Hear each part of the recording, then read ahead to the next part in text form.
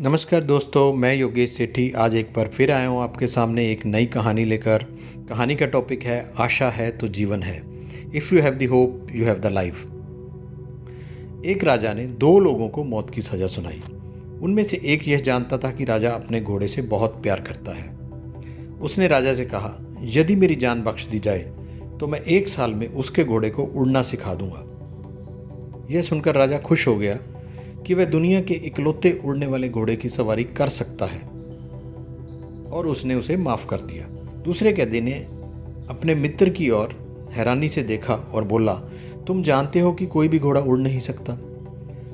तुमने इस तरह से पागलपन की बात सोची भी कैसे? तुम तो बस अपनी मौत को 1 साल के लिए टाल रहे हो। पहला कैदी बोला, ऐसी बात नहीं है। एक्चुअली मैंने खुद को अपनी स्वतंत्रता के यानी कि आज़ादी के 4 मौके दिए हैं।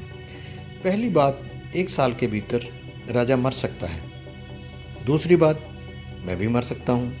तीसरी बात, घोड़ा मर सकता है। और चौथी बात, हो सकता है 1 साल में मैं घोड़े को उड़ना सिखा दूँ।